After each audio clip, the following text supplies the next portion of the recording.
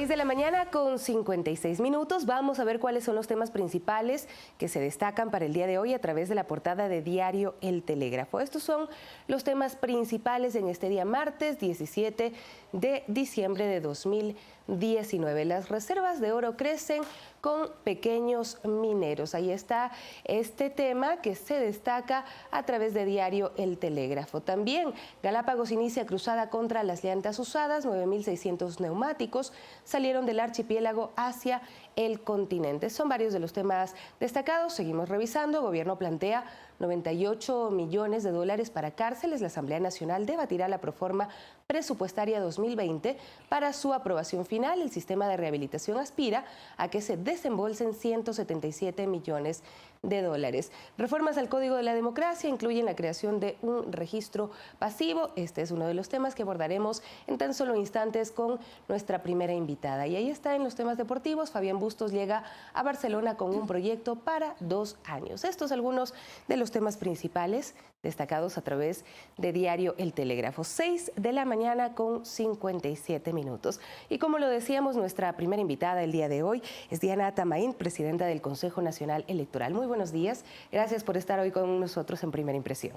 Buenos días, muchísimas gracias. Bueno, veíamos ahí en la portada de diario El Telégrafo uno de los temas que tiene que ver con las reformas electorales al Código de la Democracia que se aprobaron en la Asamblea, pero también hay otros temas como el cambio al sistema informático para las elecciones del 2021, del cual usted ya ha hablado. Usted ha dicho que son 4 fases que se irán cumpliendo de aquí hasta el 2021 para llegar con un mejor sistema que permita pues tener la seguridad de que las elecciones van a ser totalmente transparentes en ese año. Cuéntenos un poco acerca de en qué fase se está en este momento.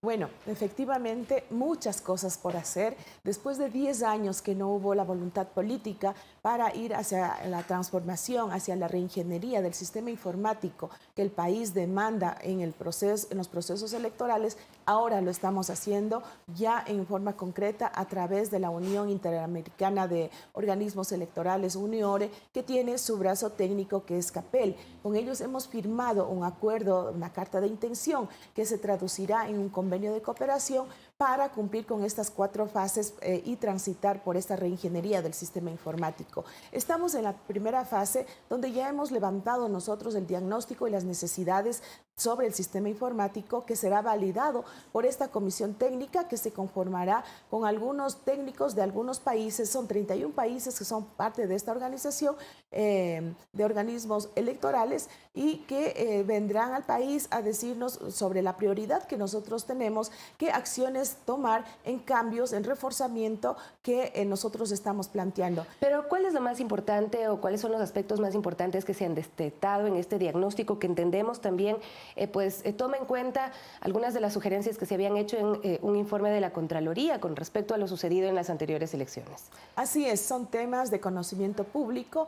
Queremos principalmente tener un sistema de depuración del padrón electoral, queremos tener refuerzos de seguridad interna y por ataques internos o externos a todo el sistema de procesamiento de resultados y publicación de resultados que ha sido muy cuestionado durante mucho tiempo. Queremos también tener un software, un sistema que integre también el control del gasto electoral como metas principales que nosotros debemos implementar de cara a las elecciones del 2021. Pero en este diagnóstico específicamente acerca del sistema informático, ¿qué se detectó? ¿Cuáles eran las fallas que estaban causando pues, problemas ya en la publicación de resultados? Sobre todo, ¿qué es lo que se vio en varias elecciones pasadas? Bueno, buscar otros mecanismos, otras alternativas, de tal manera que, por ejemplo, el sistema de procesamiento de resultados nunca se detuvo. Jamás en el país, en las elecciones pasadas del 24 de marzo, pudimos ver de que los resultados de un ganador se volvieron perdedor o viceversa.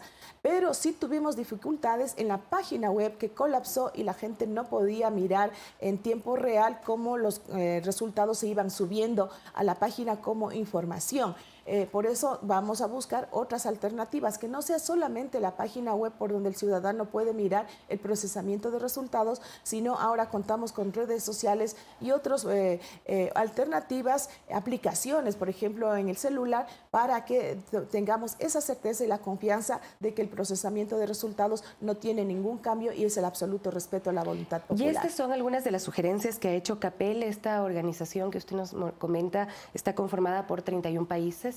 Así es, son recomendaciones que vino desde la OEA, desde la misma Contraloría General del Estado, y con estas experiencias que ha vivido en otros países, como por ejemplo en Colombia, en México, en Perú, nosotros podemos potenciar y aprovechar esos conocimientos y ese desarrollo tecnológico para poder implementar a nuestro país. ¿Cuál es el ejemplo más cercano para que podamos tomar en cuenta en cuánto tiempo se podría implementar los cambios que se están planteando?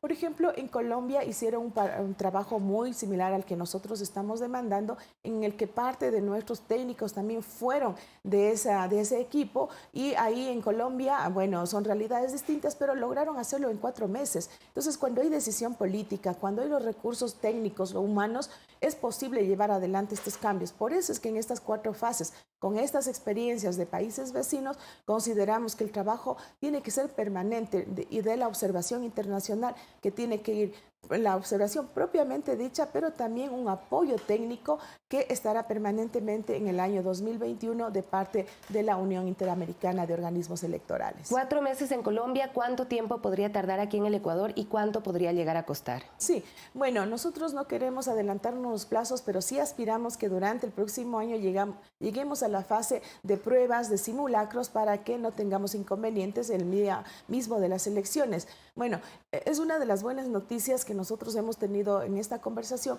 es que no le tendrá ni un solo costo al país, porque es una colaboración mutua de organismos electorales de esta institución. Sin embargo, sí tendremos que asumir los costos de logística, transporte aéreo, hospedaje de los técnicos, que es un costo mínimo que significará mucho ahora en tiempos de austeridad para el país. Pero es un compromiso que para el 2021 pues va a haber toda esta reingeniería de este sistema informático. Es un compromiso y una decisión que hemos tomado en esta administración, puesto de que ahora no tenemos el pretexto de decir, apenas tomamos las elecciones pasadas, lamentablemente un 20 de noviembre asumí y el 24 de marzo ya fueron las elecciones. Ya no había absolutamente nada que hacer, simplemente teníamos que echar a andar el proceso electoral. Ahora tenemos un poco más de un año, o un año exactamente, que quisiéramos tener más tiempo para hacer muchas otras cosas más, otros temas. Sin embargo, hay que aprovechar al máximo este año preelectoral para poder implementar estos cambios y responder adecuadamente al país. Presidenta, ¿qué tanto tiene relación este cambio del sistema informático con lo que son las reformas aprobadas ya al Código de la Democracia, esto en la Asamblea Nacional? ¿Cómo se relacionan estos dos aspectos? Bueno, nosotros adelantamos el trabajo con los organismos internacionales de forma extraoficial, porque precisamente para hacer estos cambios y saber qué es lo que tenemos que hacer en el sistema informático, esperábamos la aprobación o el debate de la reforma al Código de la Democracia. Es más, ahora tenemos ya la certeza en un 90%, solo falta el veto del presidente para ver cómo se pronuncia, por ejemplo, en el cambio de método de adjudicación de escaños, en el sistema de conteo de votos. Todo esto tenemos que tener primero una claridad de los procesos electorales de acuerdo a la nueva normativa para implementar sobre aquello el sistema informático que será de acuerdo a las necesidades que tengamos y a la normativa vigente. Por eso es que ahora no podemos perder tiempo, hacemos un llamado al presidente de la República para que se pronuncie lo más temprano posible, y de esa manera para nosotros un día es mucho para implementar estos cambios. La ciudadanía se preguntará para qué las reformas electorales, por qué son necesarias, qué es lo que cambia ya en la práctica. Asimismo, como hemos visto que el trabajo que tiene que ver con el sistema informático no se hizo mayores esfuerzos para ir mejorando los procesos electorales durante 10 años, ahora el Código de la Democracia ha salvado algunos vacíos, contradicciones y que no nos daban herramientas suficientes, que no teníamos leyes claras para llegar a las elecciones presidenciales. Era fundamental, por ejemplo, el tema de justicia electoral, que fue una de las razones que no nos permitió llegar a tiempo con la acreditación de las autoridades, puesto de que no había plazos que mínimamente deben ser considerados en la ley para dar tratamiento en la parte jurisdiccional cuando hay procesos electorales. Para nosotros es una herramienta fundamental, por ejemplo, tener la posibilidad que la ley nos garantice construir un padrón electoral pasivo, del cual también ha sido un tema muy cuestionado, porque siempre se ha comentado que hay muertos que votan, extranjeros que no viven en el país siguen estando en el padrón electoral, y se prestaba para que, como se dice comúnmente, les den votando y asomaban votos que no correspondían. ¿Y cómo será conformado este registro pasivo? Sí, bueno, el registro pasivo tiene que ver con sacar del registro electoral y ponerlos así, como dice la palabra, de forma pasiva. No estarán en el padrón el día de las elecciones aquellas personas que no han ejercido su derecho al voto en las últimas 4 elecciones y que no han hecho también ningún trámite para sacar el documento electoral, es decir, la papeleta de votación. Personas que estarán de pronto fuera del país y bueno, sumando a los otros casos que ya mencionaba. Así es, muertos que no han sido registrados oficialmente en el registro civil y que nosotros no podemos arbitrariamente quitar del registro, gente que viajó a otros países, y esto para nosotros es una situación muy importante porque como ya hemos hecho corridas y ejercicios que pasaba en el momento de tener un registro electoral pasivo, hemos hecho ejercicios técnicos, estudios, estaríamos pensando que del registro electoral pasivo sería más o menos con 1.200.000 personas que estarían fuera del padrón definitivo, que también será publicado para que alguien que haya regresado del país o alguna situación que se presente puedan hacer su reclamación y pedir ser insertados en el padrón definitivo. Una preocupación menos, esto con el tema del registro pasivo. Por otra parte está la asignación de escaños. Se cambia el método al Webster y también pues se da cuenta de que será un proceso de elecciones más cerrados. ¿Cómo funcionaría ya en la práctica la asignación de escaños con este nuevo método? Sí, bueno, se deja de lado y ya se ha eliminado definitivamente la fórmula de adjudicación de escaños, que es el método de Hond, y pasamos a que todas las elecciones donde se eligen dignidades de carácter pluripersonal se aplique la de Webster, que es más equitativo, donde las minorías tendrán representación, y eso para nosotros es un avance importante en virtud de fortalecer la democracia. Eso es la fórmula o el método de adjudicación de escaños. Pero también la ley ha dado la posibilidad de la forma de votar, que es otra cosa. Ahora, para ser muy sencillos y muy claros, vuelve el método de votar, la forma de votar en plancha. Así de sencillo, la gente tendrá que votar por el partido político. En las papeletas encontraremos un solo casillero en el que se tendrá que marcar por qué partido político se vota. ¿Y por qué esto es más democrático que lo que venía pasando, que se podía marcar de varias listas? Bueno, eso no fue una propuesta del Consejo Nacional Electoral, eso nació de alguna bancada política, de algunas propuestas ciudadanas, me imagino. Eso estuvo ya tratado en la Asamblea Nacional. Y se escucha, y la propuesta esta se dice que lo que busca es que la ciudadanía tenga una identidad ideológica, que busque pertenencia a un partido político y de esa manera ir fortaleciendo a sus bases, a sus integrantes, a sus afiliados, y de esa manera ir fortaleciendo al sistema democrático, pero sobre todo a los partidos políticos. ¿Cuál es el reto precisamente para los partidos políticos? Porque entenderíamos que ahí pues habrá que tener elecciones internas para ver en qué posición se ubica cada uno de los candidatos y demás. Es decir, tienen un año donde también tienen retos los partidos políticos y tienen que fortalecerse. Así es, por eso también hay otra herramienta importante que se aprueba dentro del Código de la Democracia, el buen uso del fondo partidario que el Estado ecuatoriano otorga a las organizaciones políticas de carácter nacional.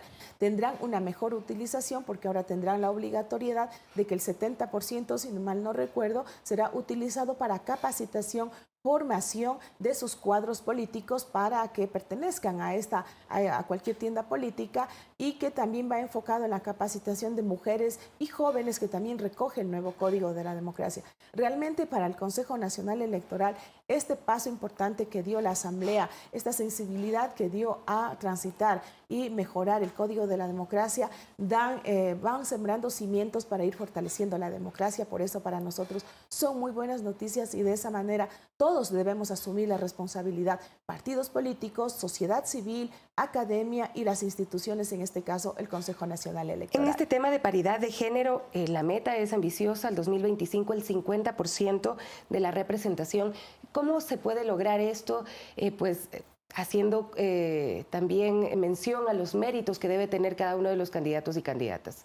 Exactamente. Pasa también por lo que acabamos de mencionar hace un momento, que las organizaciones políticas busquen capacitar, formar el liderazgo en política a sus integrantes para tener cuadros que se animen y que se decidan ser candidatos, porque es muy difícil ahora. Los jóvenes se les ve con mucho escepticismo a ser candidatos, incursionar en la política, así como mujeres, pero esta es una forma de generar condiciones para que los cuadros políticos se vayan refrescando y tengamos mayor participación, sobre todo de jóvenes y de mujeres. En todo caso, ya los detalles más puntuales se verán en la implementación a través de la reglamentación, donde daremos mayores facilidades y iremos socializando con la ciudadanía. Un último tema que es muy importante es el tema de los presupuestos para los partidos políticos, la forma de financiación también, que es pues en lo que hemos visto se han dado problemas y que se ha dado incluso como un caldo de cultivo para la corrupción, ¿no? ¿Cuáles son los cambios fundamentales y de fondo en este tema de la financiación de los partidos políticos y de las campañas electorales? Sí, también es otra herramienta que tenemos ahora, es la obligatoriedad de llevar controles más estrictos sobre los fondos y el origen de los dineros que se utilizan en campañas electorales. Tendremos que ahora implementar un software, un sistema, de tal manera que los aportantes a la campaña lo realicen en forma real, sea bancarizada, puedan declarar de dónde salen estos fondos y de esa manera el ciudadano pueda saber quiénes son los que aportan económicamente a uno u otro partido político. Eso va por la transparencia. También buscamos transparentar, como lo acabo de decir, el monto del gasto electoral. Se ha subido el gasto electoral porque no es cierto que, por ejemplo, para una campaña presidencial solo se utilicen $1 millón, sino mucho más, pero para esto no significa que el aporte que da el Estado para las campañas electorales se incremente, sino más bien el rango de aportación de particulares es lo que se pide ahora declarar, y en un monto más alto que la ley ya les permite. Y ahorita se está controlando lo que es pre-campaña, porque ya hay muchos candidatos que están pues invirtiendo bastante por recorrer todo el país. Así es un tema en el que las elecciones pasadas, las organizaciones políticas, todas sin excepción, nos pidieron ser más rigurosos en el control de la campaña anticipada, y ahora con el tiempo necesario y con la decisión que hemos tomado, ya hemos implementado el control y el monitoreo de posible campaña anticipada. Sin embargo, lamentablemente a algunos no les ha gustado esta situación, pero a nosotros eso no nos detendrá en el cumplimiento de la ley y sobre todo en buscar que las campañas, que la contienda electoral sea en igualdad de condiciones. Muchísimas gracias por acompañarnos el día de hoy, presidente. Esto es importante, ¿no? Porque si estamos pidiendo transparencia, lucha contra la corrupción, pasa también por el tema de que no se adelanten en campaña y pues si es que lo hacen, declaren también esto como parte del gasto electoral. Nosotros hacemos una pausa y enseguida estamos con ustedes, amigos y amigas, con nuestra siguiente invitada, es la ministra de Educación, Montserrat Kremer.